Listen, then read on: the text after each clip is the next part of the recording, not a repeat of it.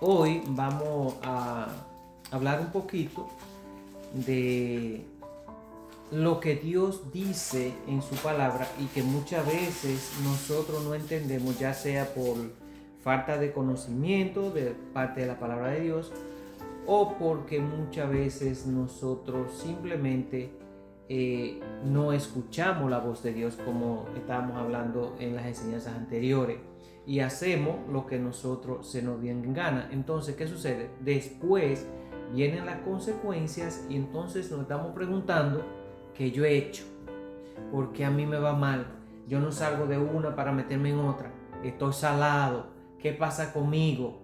Y es muchas veces que Dios tiene muchas bendiciones para nosotros, pero nosotros somos medio tercos, endurecemos el corazón para con la cosa de Dios, y Dios fue el que nos creó. Dios es el que tiene el poder de nuestra vida y de nuestro tiempo aquí en esta tierra, está en la mano de Dios. Dios es el que decide hasta qué momento nosotros vamos a estar aquí.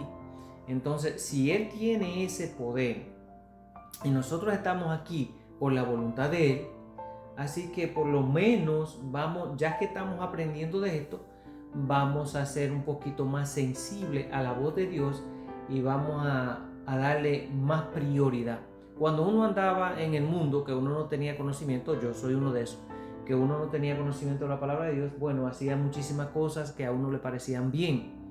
Pero ya cuando uno empieza a conocer y a darse cuenta lo equivocado que uno estaba, y que si uno moría en ese tiempo no iba a tener la posibilidad de ser salvo, entonces ya algo debería de cambiar en nosotros.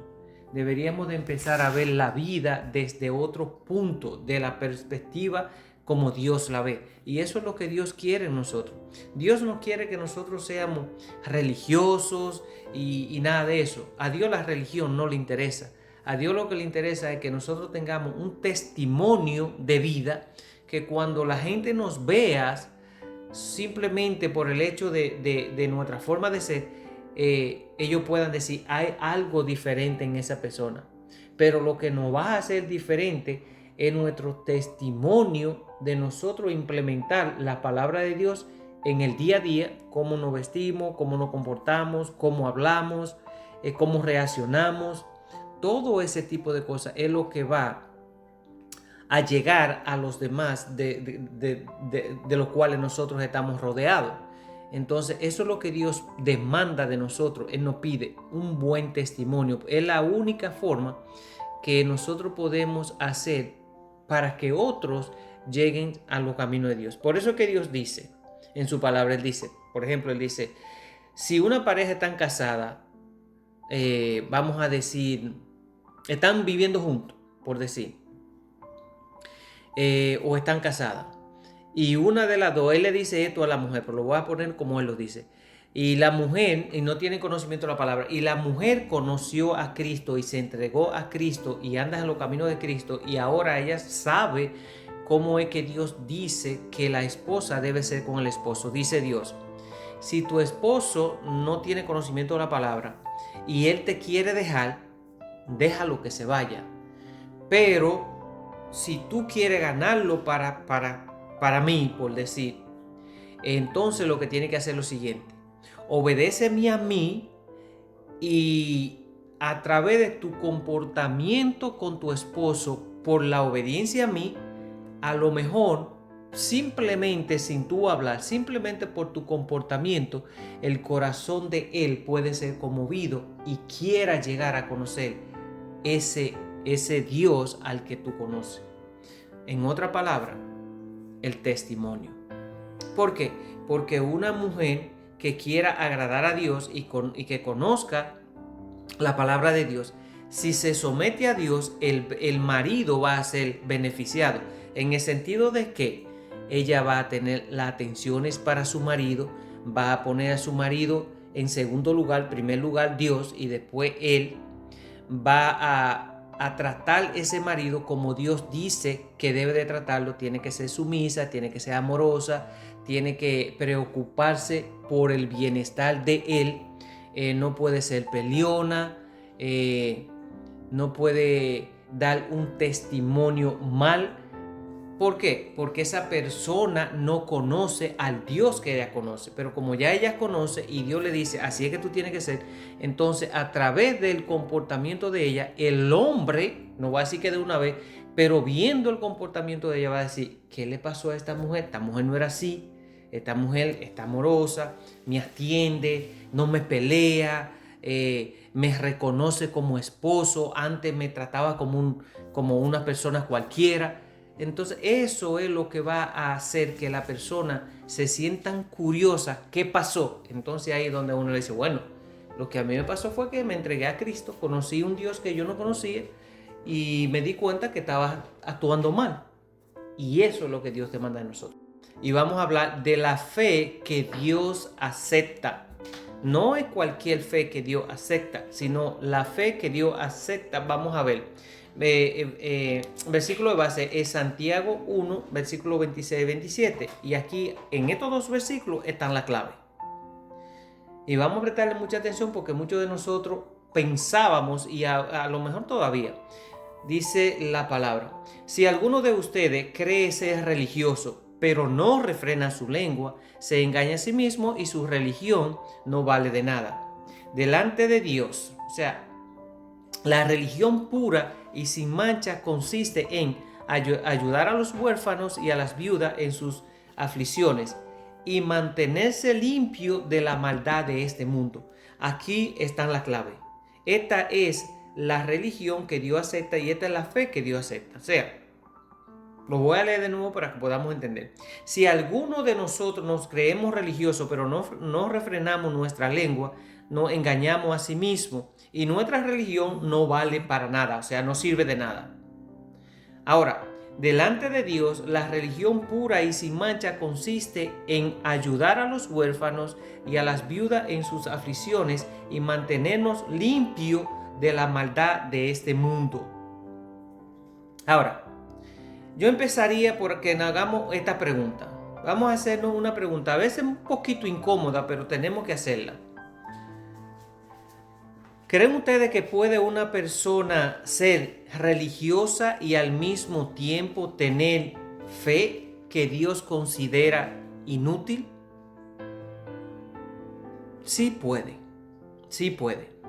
En el libro Santiago que nos está hablando, Santiago fue un líder práctico de la iglesia de Jerusalén. No se andaba con rodeo. Él no estaba interesado en una fe de apariencias, sino en una que transformara. En estos dos versículos que nosotros acabamos de leer, Él nos da dos fotografías, una de la religión falsa y otra de la religión pura y genuina, según la palabra de Dios. Así que la fotografía de una religión falsa la vemos en el versículo 26, que fue el primero que leímos, donde dice: si alguno de ustedes se cree religioso, pero no refrena su lengua, se engaña a sí mismo y su religión no sirve para nada. Así que Santiago describe tres características de una religión que no agrada a Dios. Y esas características son, primero, el autoengaño; segundo, la lengua desenfrenada; y tercero, la vana, o sea que es algo que no sirve para nada. En cuanto al autoengaño, puede ser, el problema comienza en la autopercepción que nosotros tenemos, no como la ve Dios, sino como nosotros la recibimos. Así que es alguien que tiene una alta opinión propia espiritual, de su propia espiritualidad. O sea, una persona que se cree ser religioso y supuestamente él, o sea, supuestamente yo que me creo un religioso, yo estoy correcto en lo que de acuerdo a mi percepción yo puedo recibir. Pero no podemos basarnos en la percepción nuestra, sino en la de Dios. Siempre, si nos llevamos de nuestra forma de pensar y de nuestra forma de ver las cosas, vamos a estar equivocados todo el tiempo. Así que, por ejemplo, una de esas son como nosotros cuando nos creemos religiosos. Bueno, yo voy a la iglesia, yo canto, yo oro. Pero ¿qué pasa? No estoy siendo una persona genuina con Dios. Así que el asistir a la iglesia, el cantar y orar, pero no tener una fe genuina es como un espejismo. Así que se ha convencido a sí mismo ese tipo de persona que está bien con Dios, pero su vida demuestra todo lo contrario, por decir de otra forma. Nosotros sabemos y conocemos gente que se creen que son la persona más religiosa del mundo, porque donde quiera te están diciendo palabra de Dios, un gloria a Dios, un amén, un Dios te bendiga y todo ese tipo de cosas. Pero la forma de vivir de ellos demuestra todo lo contrario. Y le voy a decir algo. Hay unas cosas en la vida del ser humano que no fallan. Lo pueden comprobar con lo que ustedes quieran.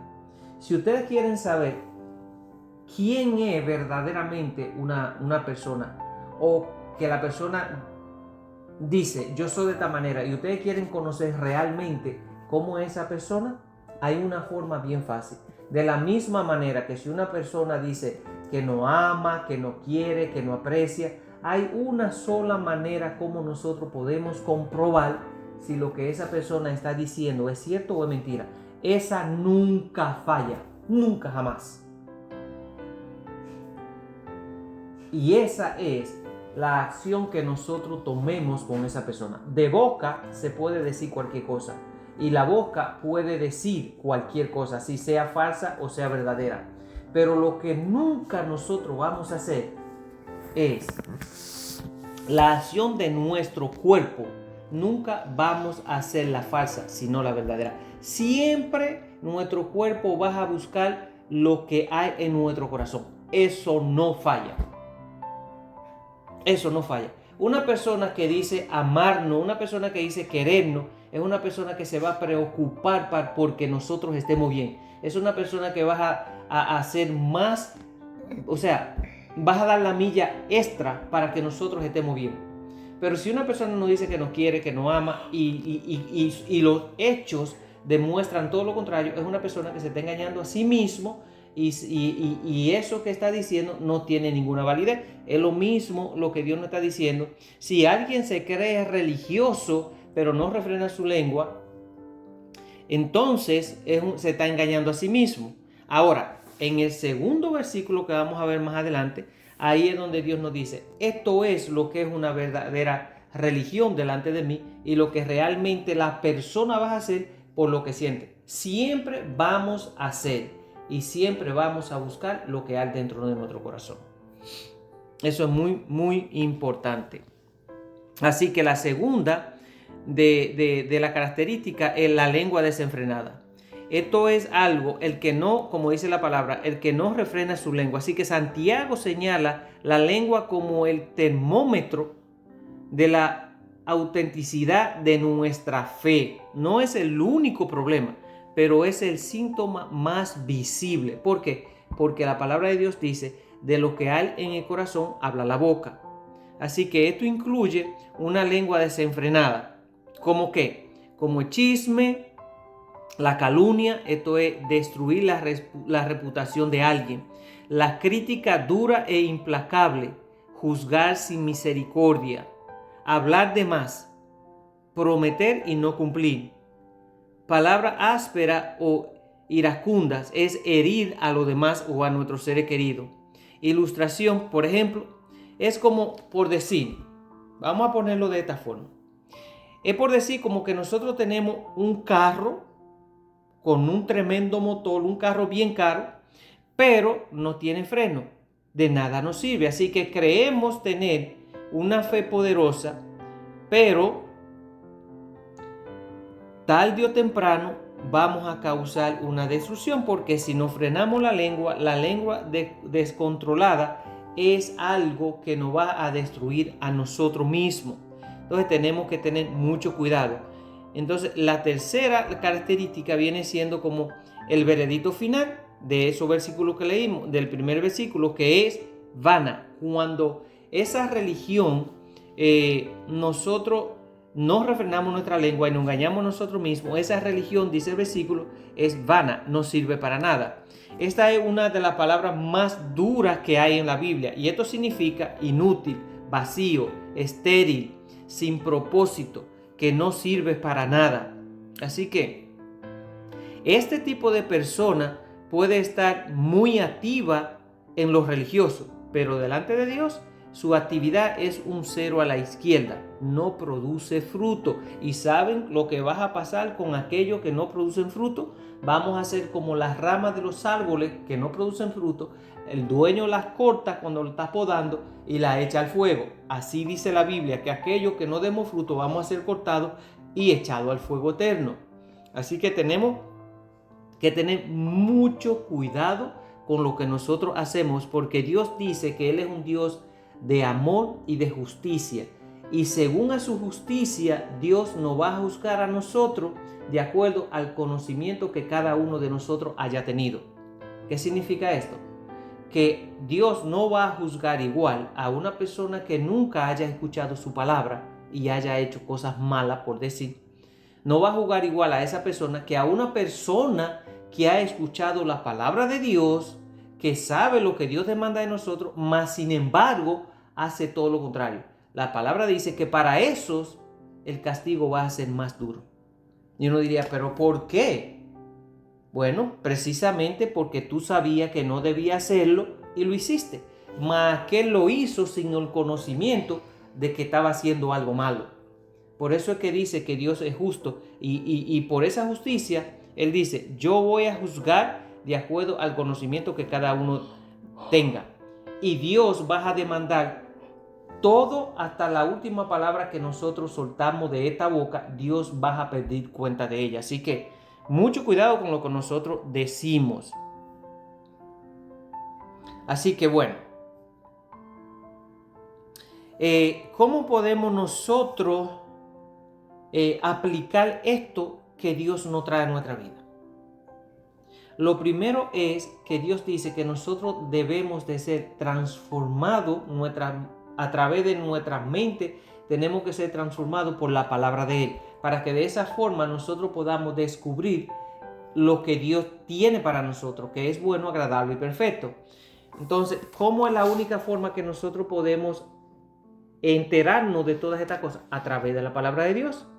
Dios dice que la única fuente que nosotros tenemos para saber y tener conocimiento de lo que nos va a pasar a nosotros como seres humanos y de lo que nosotros podemos librarnos como seres humanos, estemos vivos o estemos muertos, es a través de la palabra de Dios. Y Él dice que el conocimiento más grande o la sabiduría más grande que el ser humano puede llegar a tener es el temor a Dios.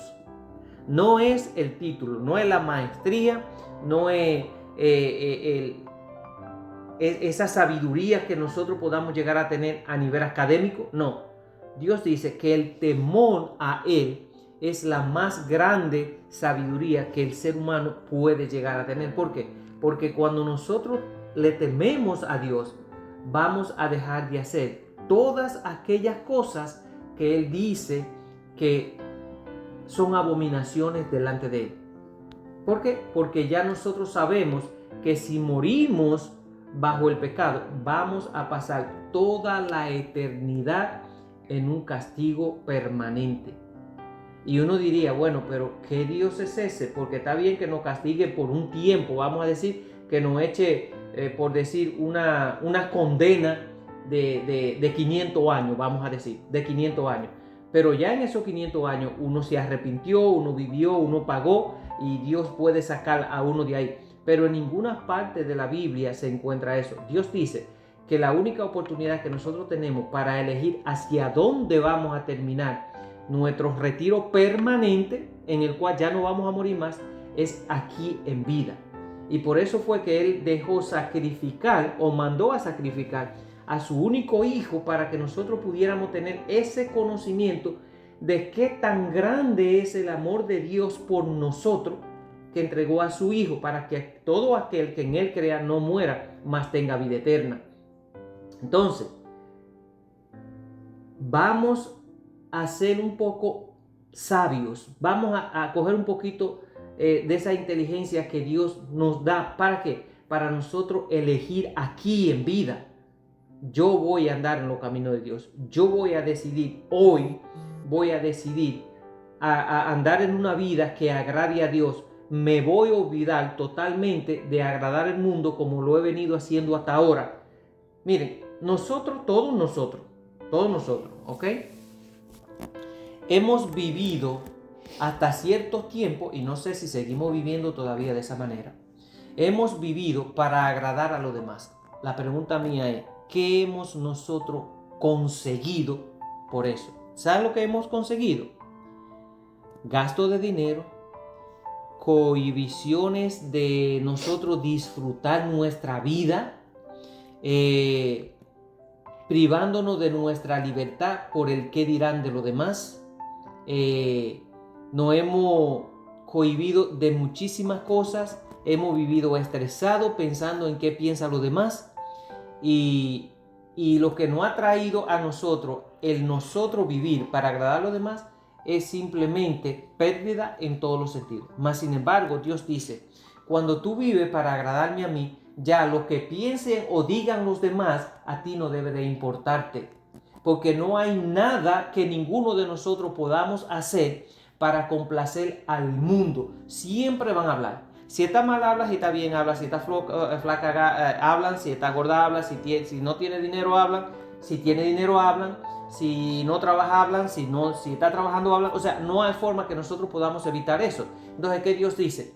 No te preocupes por lo que digan los demás. Preocúpate por lo que yo diga de ti.